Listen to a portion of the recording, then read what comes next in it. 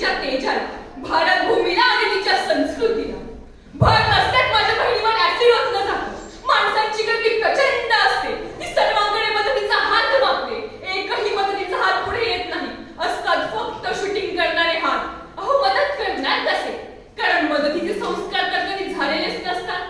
गर्दी माणसांची असते. गर्दी माणसांची असते, माणुसकीच्या संस्कारांची नाही. माणुसकीच्या संस्कारांची नाही. म्हणूनच नमस्कार, मी स्वरा संतोष पटाडे तुमच्या समोर विषय मांडत आहे. सुसंस्कार, काल, आज आणि उद्या. अहो, संस्कार म्हणजे काय हो? नम्रता, योग्य आचार विचार, थोडा मोठ्यांचा आदर म्हणजे संस्कार. संस्कार दिले माझ्या राजाला, जिजाऊ मातेनं.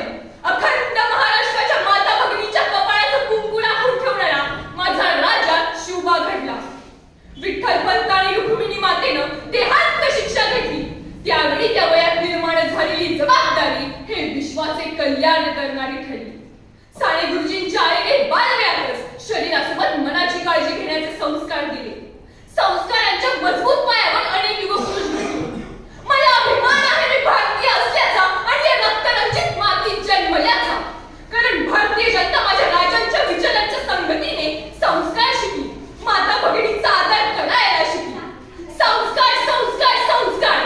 कुठे मिळतात हो हे संस्कार? कुणी देतंय का हो हे संस्कार? हजारो रुपये खर्च करून मुलाला संस्कार मार्गात पाठवणारे पालक हे संस्कार विकत मिळत नाहीत हो. तर ही मागच्या पिढीकडून पुढच्या पिढीला मिळालेली देणगी आहे.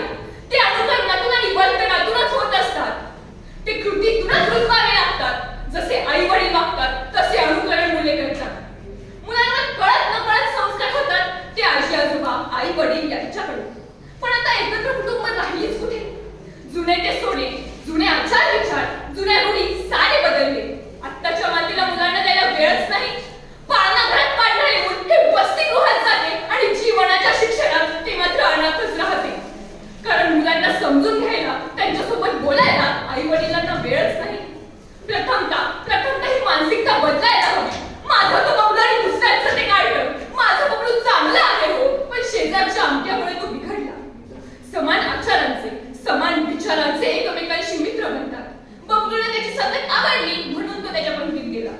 सुसंगत जर बिघडली तर सर्वच बिघडते. म्हणूनच म्हणावेसे वाटते, संगत घडावी चांगल्या ज्ञानाशी. संगत घडावी चांगल्या ज्ञानाशी, मिळेल सोबत शुद्ध मनाची. याचे उदाहरण म्हणजेच पाणी. मद्यात मिसळले तर नशा देते, फळात मिसळले तर गोडवा देते. म्हणूनच सज्जन से सज्जन मिला तो बन गई अच्छी बात, दुर्जन से दुर्जन मिला तो बन गई बुरी बात. संतती लायक नसेल तर कबूल ठेवायची गरज नाही. पण संतती लायक नसेल तर सर्वच बिघडते. जबाबदारी जेवढे लवकर खांद्यावर पडेल तेवढे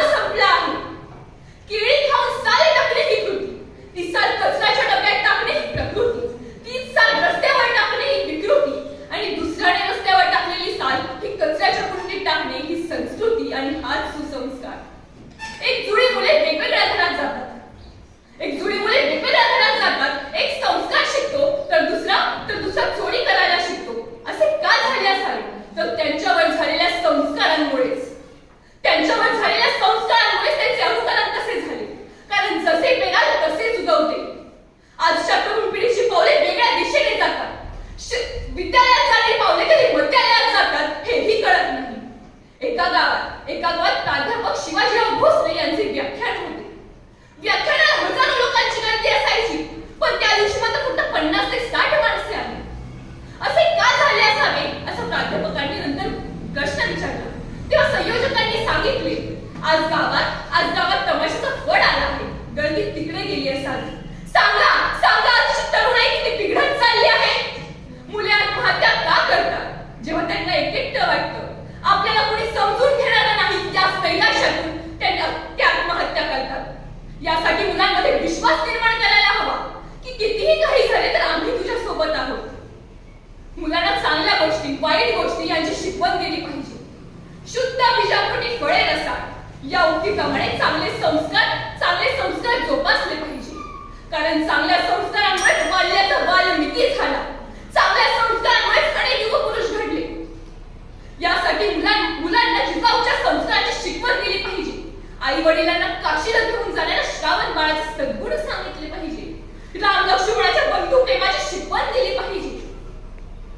जर संस्कारांची दोरी मजबूत नसेल किंवा कुटुंबातून प्रेम मिळत नसेल तर मुले ते बाहेर शोधतात.